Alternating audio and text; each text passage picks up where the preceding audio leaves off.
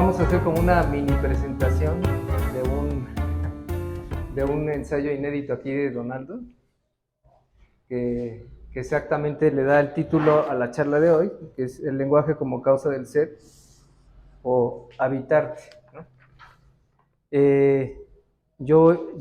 Como para las personas que me conocen, para los que no también, pues iré como haciendo algunas notas, algunas reflexiones alrededor de este ensayo que nos va a compartir Donaldo. Yo quisiera hacer, antes de empezar con la lectura, quisiera leerles un brevísimo poema del gran Cavafis, que va muy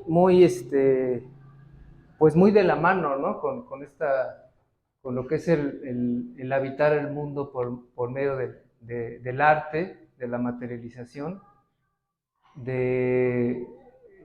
también del acto poético, ¿no? De la poiesis, y también por medio de la imaginación, que es como que es una forma de habitar que no es material, ¿no? Curiosamente. Y bueno, este poema de Cavafis hay una reflexión en doble sentido, ¿no? Si el ser humano primero habita en la imaginación hacia la sociedad, o la sociedad es la que habita nuestra mente y hace que exista propiamente las imágenes.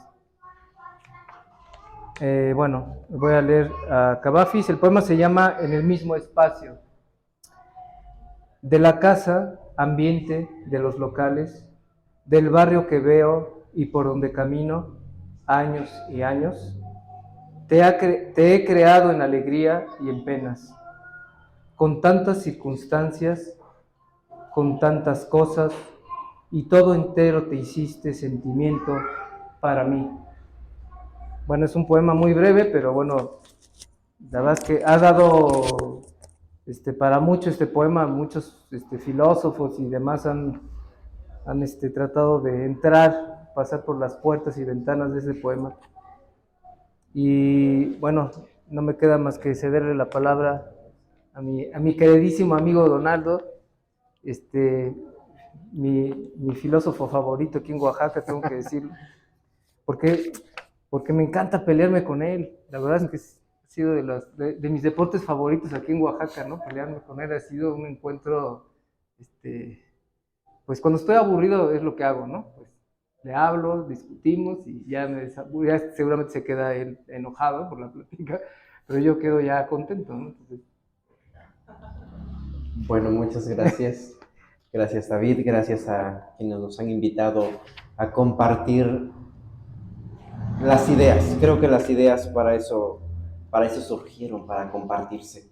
Y justamente cuando nos poníamos de acuerdo sobre la temática, elegimos o reformamos una frase de Martin Heidegger, que él decía que el lenguaje es la casa del ser, pero creo que hay que deconstruir esta frase y hay que ponerle la verdadera comparación, el cómo.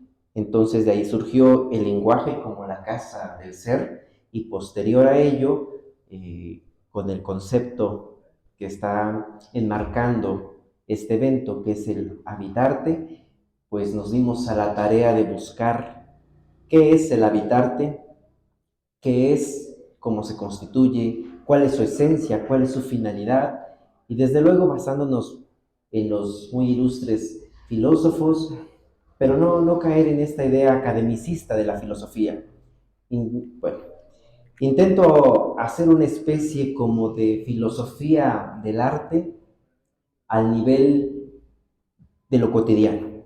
Creo que la filosofía ahí comienza en lo cotidiano, con el gran Sócrates hablando en la calle, con los peripatéticos, que ya después se va a institucionalizar, ¿verdad? Pero dejemos a un lado esto.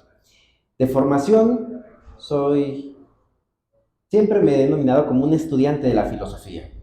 Estudié la licenciatura, pero decir que soy filósofo es mucha pretensión. Estudié filosofía, amo la filosofía, respiro por la filosofía, porque así como mi querido Boecio, pues también la filosofía me ha consolado en los momentos más duros de mi existencia. Intitulé este ensayo El lenguaje como la casa del ser, habitarte. Y justamente al pensar en lenguaje como una flecha incandescente, viene a nosotros el término, la palabra. Y dice Octavio Paz, hoy lucho a solas con una palabra, la que me pertenece, a la que pertenezco. Empero, ¿a qué palabra pertenecemos? ¿En qué palabra habitamos cada uno de nosotros? O con mayor precisión, refiriéndonos a esta charla que hoy nos mueve a estar aquí, cabe preguntarnos en qué lenguaje habitamos. No pretendo elaborar una disertación plagada de citas y de barruntas palabras que nos conduzca a las aulas y a quedarnos en el museo de la academia. Más bien, quiero habitar estas palabras, quiero habitar esta reflexión, imprimiendo en ella el carácter de búsqueda y encuentro para obtener un lenguaje al cual pertenecer. Desde las épocas vetustas y sobre todo en la Edad Media, se tuvo la tendencia de que la naturaleza hablaba de su creador, esta analogía. Se pensaba en una especie de mística alternativa, es decir, quién era el pintor, el artista, el artesano que imprimió en su obra, la llamada opera mundi, su espíritu, su esencia, su ser. Giordano Bruno, aquel que quemaron en la hoguera, se acercó movido por un panteísmo intelectualista y entonces estableció que en la obra de la creación habita, está y es el creador. Nos topamos aquí con una primera complejidad. 3 verbos: habitar, estar y el ser. La vida en el arte, definición aproximada. Habitar es una palabra que proviene del latín habitare, que en su etimología más propia significa estar dentro de.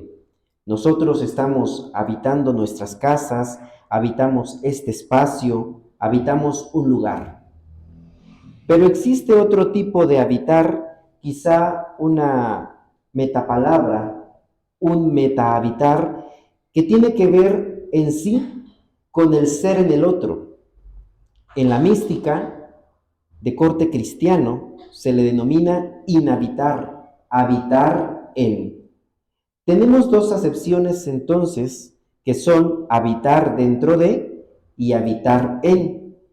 En este último caso, habitamos en nuestro cuerpo, habitamos en el otro a través del pensamiento, habitamos en la pintura, en la arquitectura, en las bellas artes. En este caso, tenemos el estar y el ser. Estas 2 palabras que en latín se funden en una sola, S, E-S-S-E. Esta palabra significa ser, estar, haber, tener. Y esto hace referencia directo al habitar dentro de, que es estar, y el habitar en, que es ser. Si nos damos cuenta, entonces tenemos 2 acepciones del habitar. Habitar es estar y habitar es ser. La primera pregunta que nace aquí es ¿dónde habitamos? Y la respuesta es muy obvia. Y aunque parece obvia, es en la vida con B mayúscula, este concepto abstracto arduamente trabajado por Ortega y Gasset, repito, la vida con V mayúscula, que es la que nos da la referencia de que habitamos pues dentro de la vida, es decir, que estamos en la vida como un objeto, una parte más del universo. Si nos detenemos a pensar en esto, este habitar, estar, que la vida nos da, es un ser objeto. Yo, tú, él, nosotros, ustedes, ellos, y no es que esté diciendo los pronombres personales para demostrar que me lo sé, nos demuestra que somos objeto. Habitamos en la vida como un ser que existe dentro de la máquina universal. estamos y somos en la vida. Y esta vida tiene una forma de comunicarse con nosotros. Esto es el lenguaje, un lenguaje universal que es el ser, el ente, lo existente. Así podemos entender entonces que el lenguaje no solo entendido como las palabras, sino como toda manifestación de la comunicación, es pura representatividad. Es decir, el lenguaje representa signología y simbología. Dos palabras, signo y símbolo. La comunicación es signo y símbolo, y este signo y símbolo, ¿quién lo da? Lo da la vida. Signo, que es lo natural, y símbolo, que es lo convencional. Esta es la primera manifestación del lenguaje como existencia. Y la segunda manifestación es el lenguaje como casa del ser. Es decir, en el lenguaje habita el ser. En el lenguaje está el ser como presencia. En el lenguaje el ser existe como esencia. Y me acerco mucho a la metafísica aristotélica y a la lingüística, pero no es el caso entrar en ellas. Si el lenguaje es entonces presencia y existencia, podemos hablar que el lenguaje busca comunicar la vida, con V mayúscula. Y si seguimos la reflexión de Ortega y Gasset, la vida son circunstancias, son hechos, factus, que se expresan y comunican entre el hombre y la vida y el hombre. Esta comunicación intenta quedar plasmada en un hacer al cual denominamos arte, arte en el sentido y en el estricto significado, que quiere decir algo que se hace, que se expresa, que se va haciendo, que tiene técnica, que se perfecciona. Así, la vida se plasma en el arte y el arte comunica la interpretación que hace el hombre de la vida. Habita en el arte. Heidegger, en su libro Arte y Poesía, sentencia, y cito textualmente, que el origen de algo es la fuente de su esencia y que el artista es el origen de la obra es el origen del artista. En esta frase, donde lo primero que nos menciona es que arte o el arte nace de la esencia, de lo que existe, presenta el grado de objetividad de las cosas, es decir, la vida. Esta, o sea, la vida, que está fuera de nosotros, lo real, lo que está ahí, puesto en lo que no es nosotros. Y es esta realidad con R mayúscula, parafraseando a Jean-Paul Sartre, es la que nos atraviesa, la que nos mueve, la que nos obliga a interpretarla y por ende a ofrecer una interpretación de lo vivido. Así, la segunda parte de la sentencia de Heidegger se expresa en el equilibrio de establecer que la obra nace del artista y el artista nace de la obra. Con esto podemos entender que habitar la vida, o sea, la presencia y la existencia, nos presume un hacer, este hacer propio del hombre, por la inteligencia del mismo que se vuelve trascendente y que busca la perpetuidad, permanecer en el mundo. Aunque el artista ya no viva. Hablamos aquí entonces que el arte es una forma de habitar en el mundo. Hagamos la distinción entre ser en el mundo y habitar en el mundo. Primero, el arte es un habitáculo. Entendemos arte en toda la expresión. El arte es habitación porque refleja la presencia del artista, aunque éste ya no se encuentra entre nosotros. Y pienso aquí directamente en las obras de los pintores consagrados, como Velázquez, Goya, Sofonis Vanguisola, Remedios Varo, etc. Pero pienso también en aquellos artistas, aquellos pintores, estos hermanos nuestros que están aquí a la mano entre nosotros, que aunque ellos no estén físicamente, su arte está entre nosotros. Podemos sentirlo cerca, podemos interpretar lo que nos quieren decir de la vida. Esto es el arte como presencia. Ahora, en segundo lugar, podemos entender el arte como habitación porque refleja la esencia, el ser del artista, no solo por la técnica propia, sino por la idea que plasma, y como menciona Ramón Xiraus, comentando a Ortega y Gasset, que el artista, y cito textualmente, es un hombre que tiene una idea que le conduce a ver la vida como una construcción y no como un dejarse ir. El hombre es, ante todo, esfuerzo, drama, vida y quehacer. Es así que el arte denota la esencia del hombre, el ser. Un ejemplo de un artista de la academia. ¿Quién de nosotros, cuando escucha el término meninas, no trae a la mente a Velázquez? ¿Quién de nosotros, cuando escucha la frase hombres necios que acusáis a la mujer, no trae a la mente a la monja jerónima, Sor Juana Inés de la Cruz? Entonces, aquí entendemos que el arte demuestra la esencia de su autor. Con esta reflexión podemos entender a manera de resumen que el arte se habita, que el artista y su obra son una relación de habitaciones que nadan entre lo objetivo y lo subjetivo, entre lo fantástico y lo real. El término que aquí nos reúne es habitarte, habitarte, habitar el arte. Y hasta este momento hemos comprendido que la vida, con V mayúscula, tiene un lenguaje, que este lenguaje comunica de manera simbólica o a manera de signo lo que quiere darnos a entender. Hemos entendido hasta aquí que el habitar implica esencia y presencia, lo cual convierte al lenguaje en habitáculo del ser, porque el lenguaje encierra lo que la vida nos quiere decir, pero este quiere decir, entre comillas, se vuelve interpretación y esta interpretación se vuelve arte. Entonces, en el hombre, el arte es una manera de habitar, estar en el mundo, que es la presencia, y una manera de habitar, ser en el mundo, que es existir. Luego, la categoría habitarte, habitarte, es la forma de perdurar en la vida. Ya por último, para no hacer tan largo esto, vamos a hablar de habitarte, perdurar en la vida más allá del lenguaje y el símbolo. Como última parte de esta intervención que presento, quiero referirme ya, por último, a la esencia del habitarte. Ramón Siraud, con la destreza del análisis sobre la filosofía del arte, menciona que decir que el arte es comunicación significa, en primer lugar, que es la relación viva entre el sujeto que lo pintó y el que aquí y ahora lo mira. Con el arte, lo que los seres humanos buscamos es perdurar, vivir en nuestras obras, que nos conozcan, o siguiendo la frase bíblica, por sus frutos los conocerán.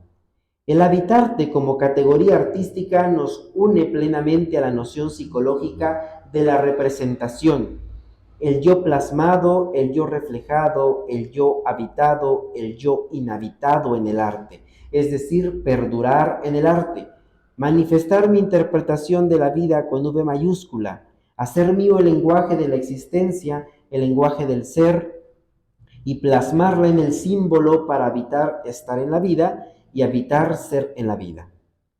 Así podemos entender que la categoría de habitarte es una novedosa tendencia de pertenecer en la vida, de buscar trascender, dejar la huella de nuestra existencia bajo el rastro de la presencia en la obra artística, como recuerda Iriart. El artista tiene que singularizarse, pero dentro del lenguaje de su tiempo. Por eso el lenguaje es como la casa del ser, porque nos permite interpretar la vida a través del símbolo. El lenguaje nos ayuda a perdurar en la vida, nos ayuda a ser en la vida. El arte es el modo de habitar en esta vida. Y me atrevería a decir el arte de habitar, pero silenciosamente.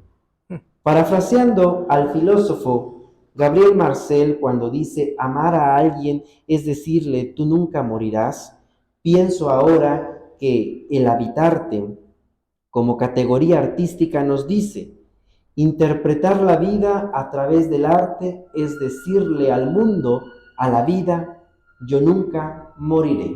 Muchas gracias.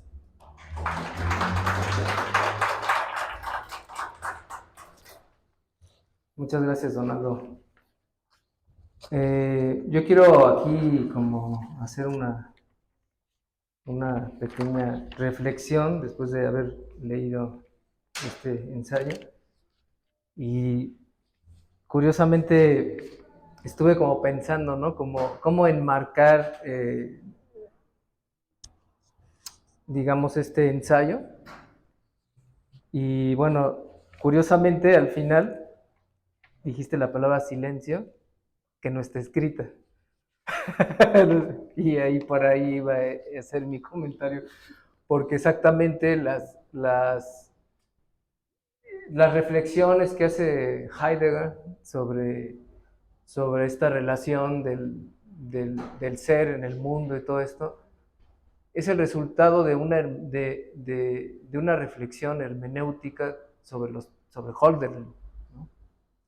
Hölderlin, curiosamente, que es, bueno, los alemanes presumen de que es el poeta, eh, él, él pintaba con imágenes, ¿no? Pero pintaba con imágenes a través de la palabra. Y este lienzo blanco era el silencio. Y entonces la palabra que era musical sobre el silencio, válgame la expresión, creaba música. Entonces tenemos tres cosas que se tocan ahí, ¿no? Que es la imagen pintura, la imagen poética y la imagen sonido música, ¿no? Entonces, bueno, lo que quería comentar era exactamente, o preguntarte más bien, es, déjame ver cuál es el último, el último, aquí está. ¿Cómo el, si el silencio está antes de la palabra, antes de la imagen, si el silencio viene siendo un símil del caos griego, ¿no? De lo anterior al caos griego, ¿en qué momento se habita? ¿En qué momento crees que se habite? Eh, en esto que le llamamos el acto creador, ¿no? O sea, no voy a meter en cuestiones cosmológicas, sino, sino entendiéndolo como una alegoría de la creación, del acto de creación, ¿no? O sea, ya puede ser una hoja en blanco, puede ser un lienzo en blanco, puede ser el silencio propiamente, ¿no? Puede haber partitura o no, eso no importa.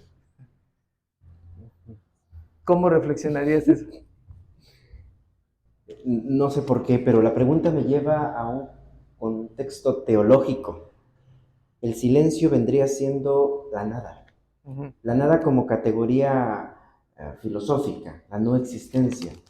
Incluso en el caos griego ya hay existencia, pero el silencio del que hablamos es la nada. Y el hecho de que en una hoja en blanco o en un lienzo totalmente blanco se haga una línea o simplemente se escuche el chasquido, comienza la existencia. Y esta existencia, esto que está haciéndose presente, ya refleja la esencia de su creador. Por ejemplo, si escuchamos, la pregunta es, ¿quién lo hizo? Y el quién lo hizo refleja dos cosas: el sonido y la fuente de este sonido. Entonces, pienso más el silencio como la no existencia, la nada, y la primer línea, el primer trazo, la primera idea, el primer sonido, el primer golpe en un mármol, por ejemplo, la primera irrupción de una nota musical, es ahí donde comienza la existencia, y la existencia en metafísica, siguiendo a Aristóteles y Tomás de Aquino, la esencia presupone la existencia y la existencia presupone la presencia. Entonces imaginemos una pared en blanco donde colgamos una pintura. Esa pintura ya rompió el silencio de esta pared en blanco. Y entonces nos empezamos a preguntar, ¿de quién es? ¿Cómo es? ¿Por qué está ahí? Y vamos cayendo en las intencionalidades y nos vamos dando un viaje astral en esto de preguntarnos ¿Cuándo, dónde y por qué se rompe el silencio? No sé si respondí. Sí, no, respondiste muy bien. Es que alguien quisiera hacer una pregunta a Donaldo. Por ahí se escuchó, ¿no? Sí.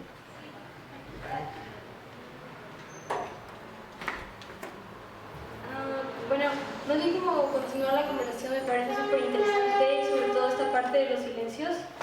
Bueno, no todo me pareció muy interesante, la verdad, está muy bueno. Pero reflexionando sobre esta parte de los silencios, pienso justo en los espacios de las pinturas, ¿no? De la acuarela y cómo se va construyendo.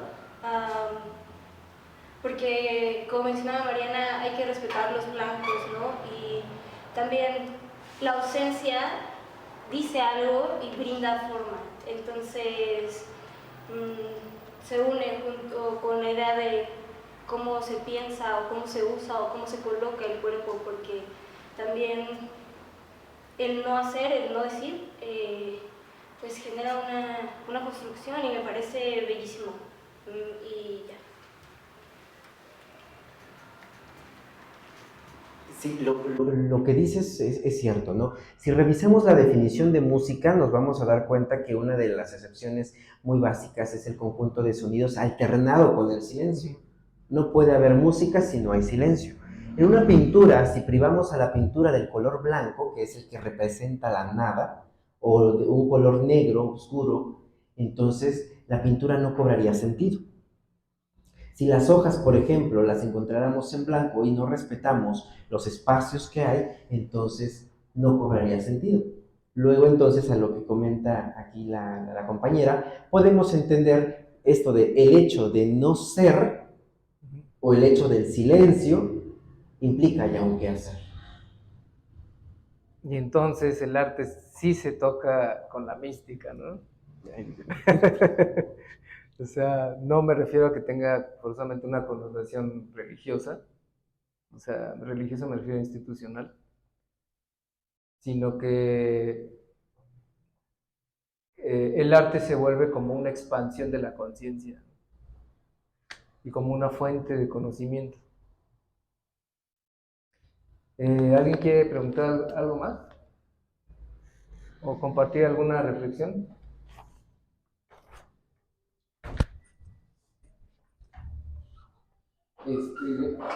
Yo nada más quería saber si es que a ninguno de los dos les vino a la cabeza, ahora que hablaron sobre el silencio, a mí se me vino a la cabeza un cuento de J.J. Arriola llamado El silencio de Dios, precisamente por lo que comentaba Dionisio, de que cuando se plantea eso, viene mucho a la cabeza el sentido teológico.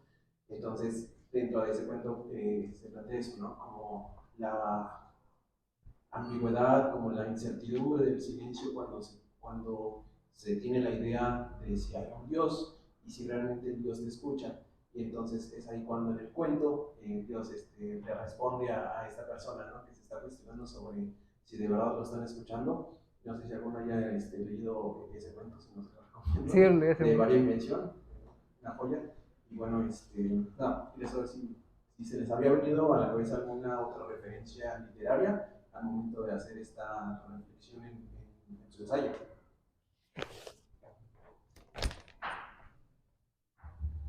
Pues ahora sí que yo quisiera compartir la bibliografía acá que Donaldo usa, primero que nada, en el ensayo, y bueno, es un ensayo que se llama José Ortega y Gasset, que es un ensayo que escribe Ramón Shirao para Fondo de Cultura Económica. Creo que la primera edición es en la UNAM, y después ya Fondo lo reedita. También está Águila Sol de Octavio Paz, en Fondo de Cultura. Arte y Poesía de Martin Heidegger, que principalmente son pues ensayos alrededor de Hölderlin y la poesía griega. ¿Qué, perdón? Y la pintura de Van Gogh. Y la pintura de Van Gogh, que es cierto. Sí, los zapatos, ¿no? Y después está un cuarto libro que es Cómo leer y escribir poesía, el arte del perdurar, que es de Hugo Girard de bolsillo. Yo podría también, si me permite aquí Donando, yo me gustaría sumar, por ejemplo, a María Zambrano en su gran ensayo sobre poesía y filosofía. Creo que me parece un ensayo que sí es de poesía, sobre poesía y filosofía, válgame la expresión, pero también está haciendo filosofía del arte. O sea, es que hay una línea bien delgada, ¿no?, entre el acto poético y el acto artístico, propiamente.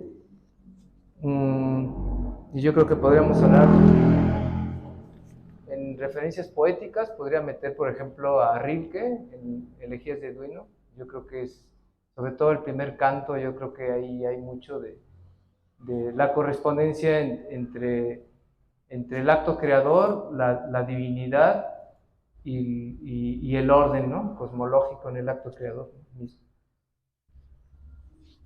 Sí, uno de los libros que ocupo, que es Águila o Sol, que nada más sustraigo una frase, esta reedición que hizo Fondo de Cultura, tiene 3 apartados. Está el primero de Trabajos sueltos del poeta, y ahí es donde habla mucho de la palabra, silencio y palabra, y juega con la palabra y juega con el silencio.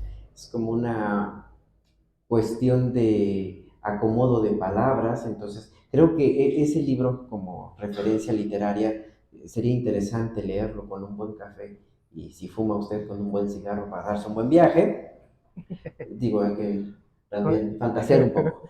Y también vino a mi memoria, dice un personaje, un texto que son los poemas de el Meister Eckhart, un místico alemán del siglo XIII-XIV, que igual habla de esto del silencio.